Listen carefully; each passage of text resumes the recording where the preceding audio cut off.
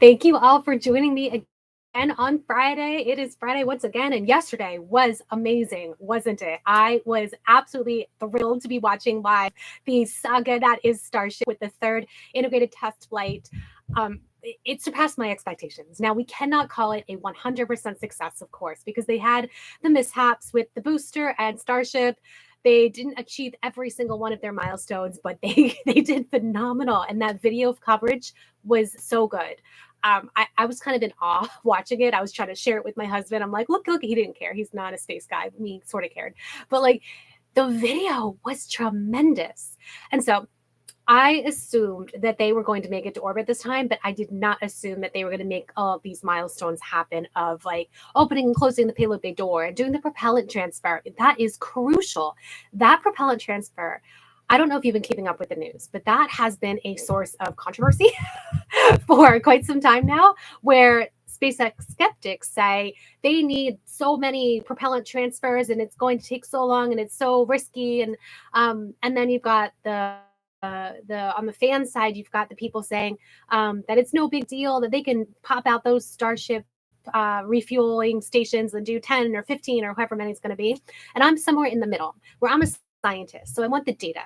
And that's what that propellant transfer demo did yesterday, was provide some of that data, because I want to know, how easy is this, how complex is this, how many refuelings do you need? Like they didn't have that number, they didn't have the data to have that number.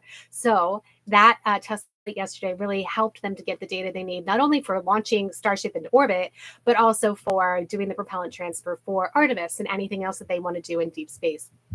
Another thing to note is that they never anticipated landing these things safely, but of course it did not land the way that they anticipated, neither the booster nor Starship vehicle. But they probably got some really good data as to why it exploded.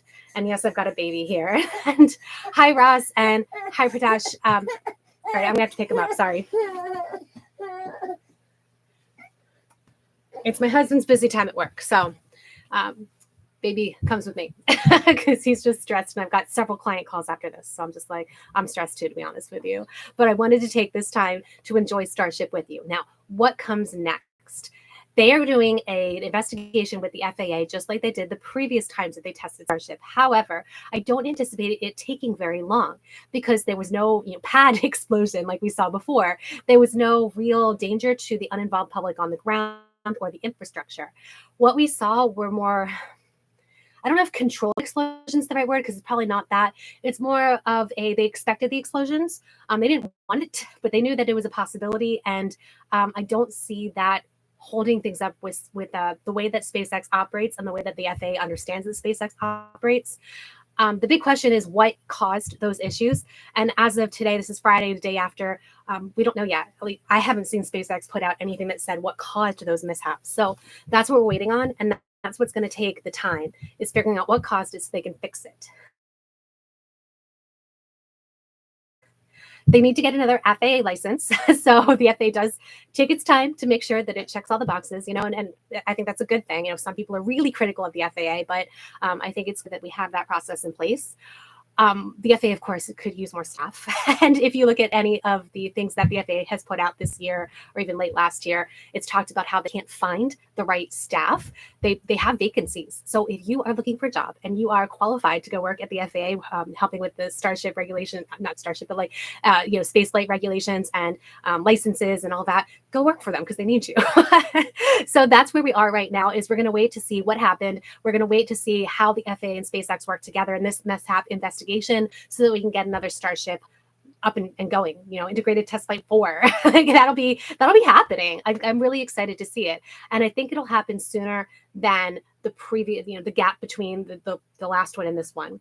I don't think it's going to happen as quickly as Elon Musk wants, because he always wants things to happen like this, right? But he can't control the government regulators and the process. So that's what we see right now, is we're waiting to see what's going to happen with the next iteration of Starship. I'm excited to see, once they finally get this thing actually to orbit and then safely back down, a full flight where there's no mishap, then how quickly can they wrap up? Because that's what I want to see this year. And not just me, right? The spaceflight community, NASA wants to see this happen, where Starship can launch safely and re-enter safely and do the landings that it wants to do safely. And the reason why this is so important for them to accomplish this year, if they can do it this year, is that Artemis is relying on this. Artemis 3, holding humans, bring them down to the surface of the moon, and then bring them back up, that's relying and Starship being a major part of that. And so not only does SpaceX have other customers for Starship that they're waiting on, and private customers that also want to use Starship for for commercial space flight missions. We've got Dear Moon Project, we've got Polaris, the third Polaris mission, and then we've got the Dennis Tito and his wife. So that's 3 commercial missions that want to use Starship that are already booked. So it's not just NASA. there's other reasons why we need to have Starship operational. And then once it is operational, how quickly can they launch? Because right now we're seeing that that SpaceX has Falcon 9s launching like every 2 or 3 days. I don't know what the cadence is right now. It's incredible. It's amazing.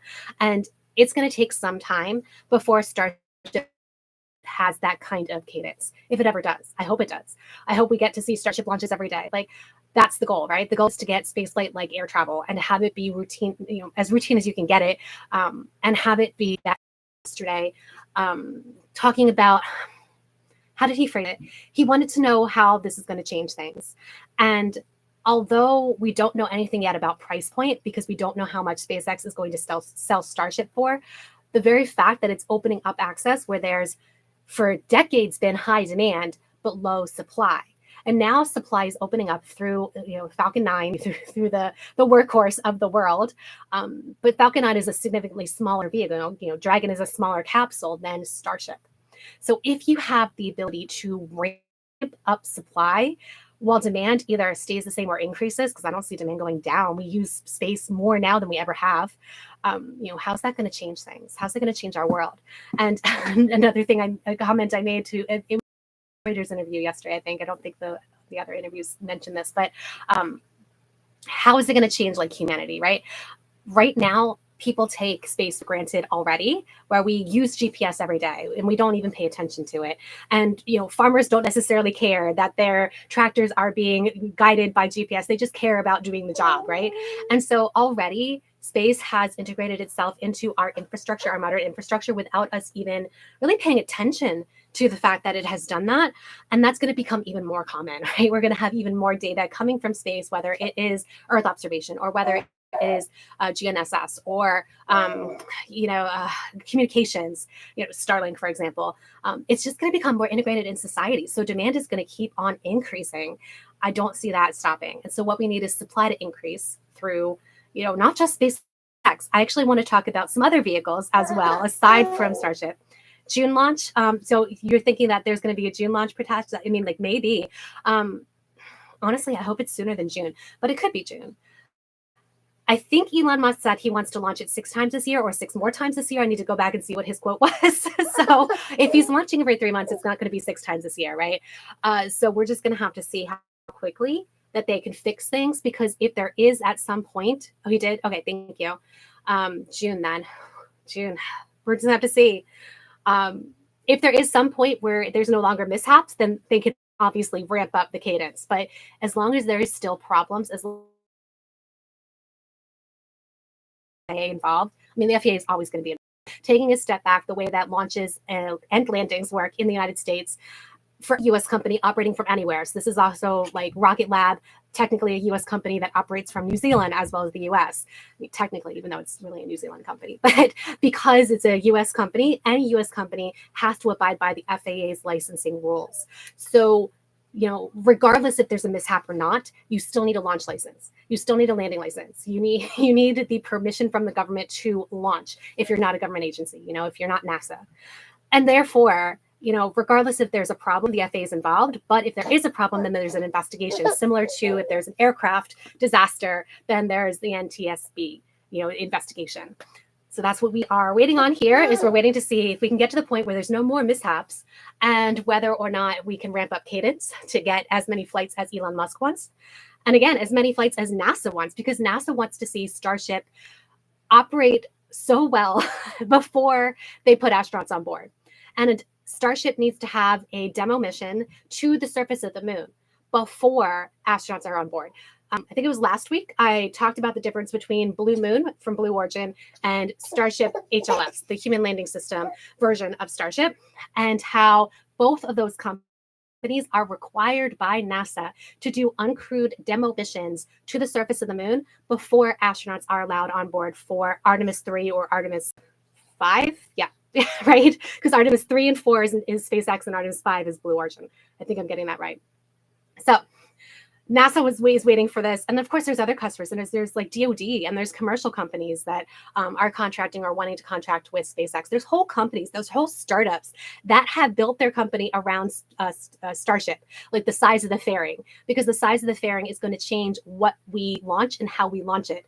Imagine not having to fold up James Webb Space Telescope, not having to do the complex origami.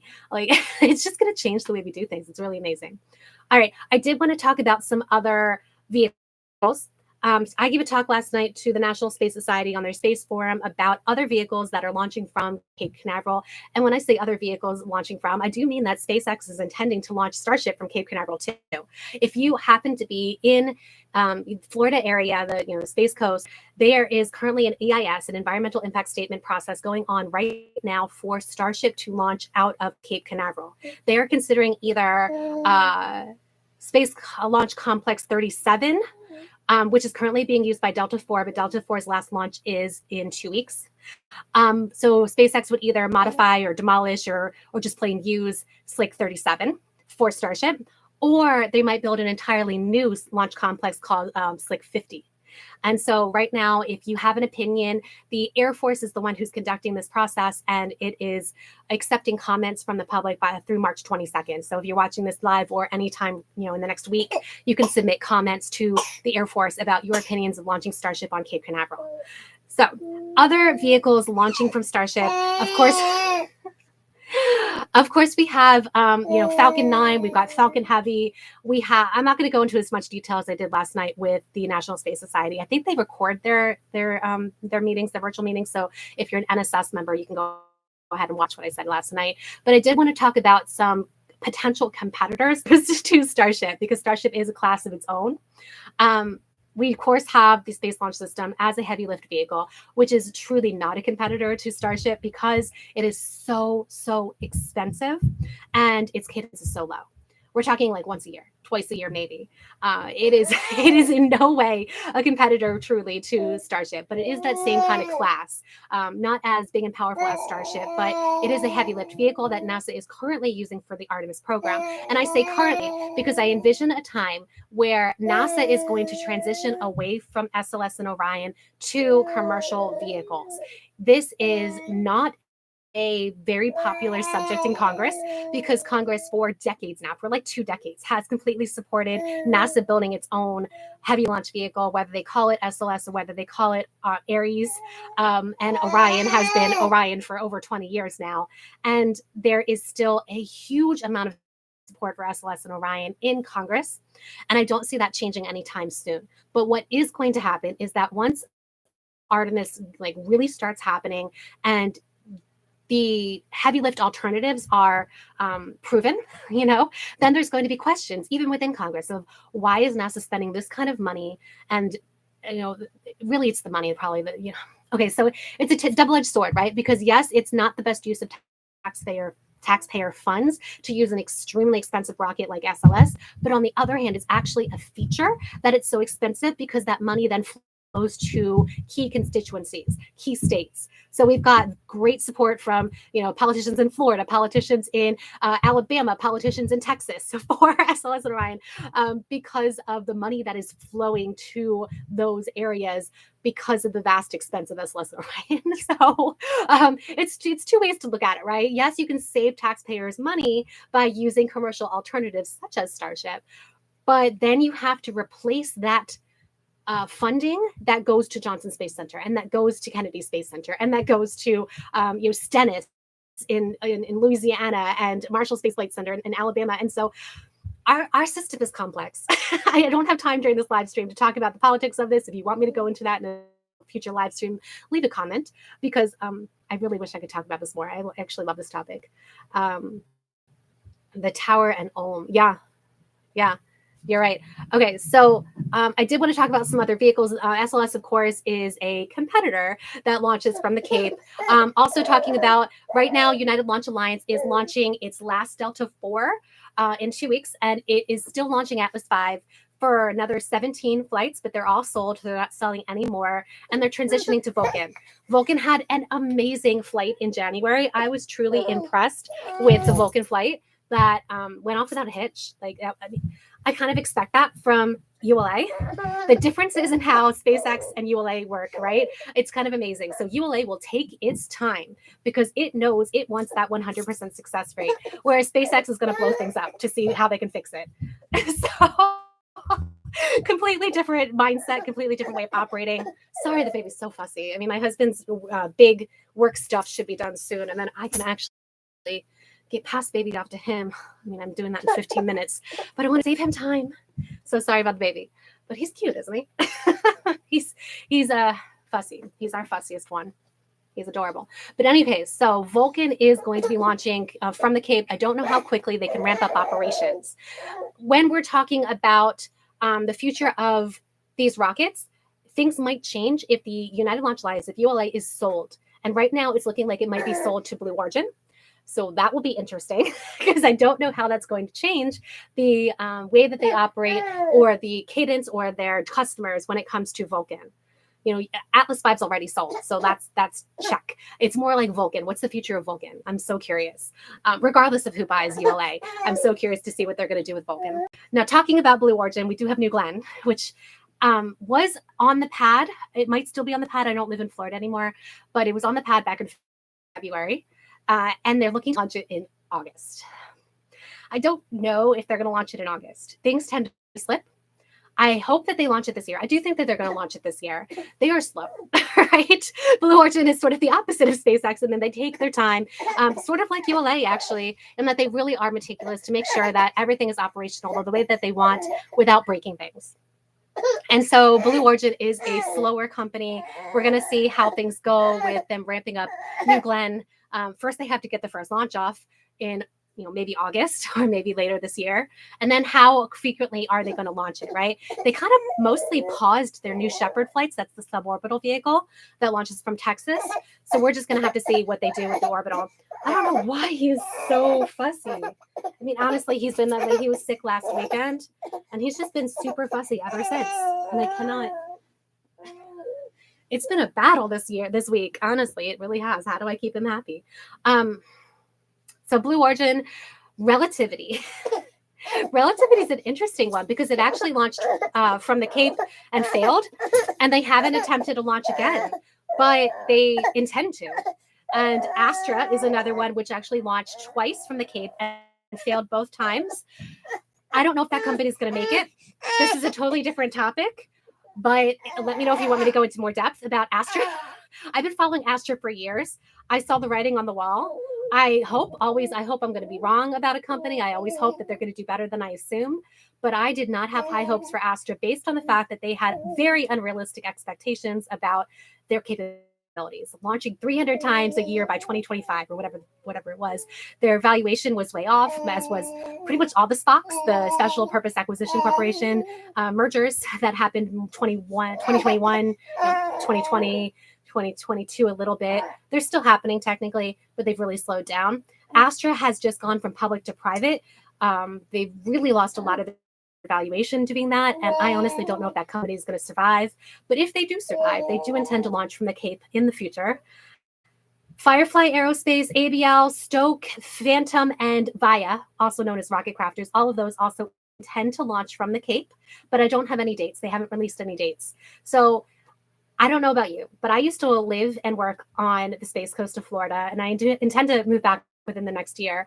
But I was there when Space Shuttle retired in 2021. I knew a lot of people who were laid off when Space Shuttle was retired, and I remember how depressed everyone was, how worried. People were moving out of state to get jobs. People were leaving the space industry to get jobs. It was just a bad time back in 2021. I'm sorry, 2011. I'm so sorry. Back in 2011 when Space Shuttle retired. And the Space Coast didn't have a whole lot of alternatives. Of course, it had ULA launching Delta and Atlas. But other than that, there was the up-and-comer SpaceX, but they were not reliable yet. So the difference between 2011 and 2024 is amazing. My hat's off to Space Florida and to all those who have worked to make it possible. I'm gonna have to end this live stream early because this has been my week, you guys. I don't know if any of you are parents, but sometimes a baby is sick, and then I don't know, he's like regressed over here where he just wants to be fussy and held at all times. Not to mention, he's our fussiest baby. He's our fifth. Our fourth was the chillest. He's the fussiest. It is what it is. I do these live streams for the fun of it. Hope you guys enjoy them. If you do, oh, hey, Patrick. Neutron is supposed to be crewed eventually. Yes, but I don't know if Neutron's actually supposed to launch from the Cape. I'm not entirely sure. I know that at one point Rocket Lab was considering Florida, but they chose Virginia over Florida. And I do not know if they have any plans to open up a third launch site. You know, they've got 2 in New Zealand. They've got the one in Virginia. And I don't know. Yeah, Neutron is Wallop says, how do you say that? AVAMD? I don't know. But hello to everybody. And I again apologize for this baby. This is just how it goes. I actually have a client call to get ready for it in 9 minutes, and then another client call. So it's just one of these weeks, you know. Thank you all for joining. If you make this stream, I'm here every Friday, regardless of the status of the baby. And we can go enjoy the fact that Starship had an amazing test flight yesterday. Have a wonderful weekend, you all.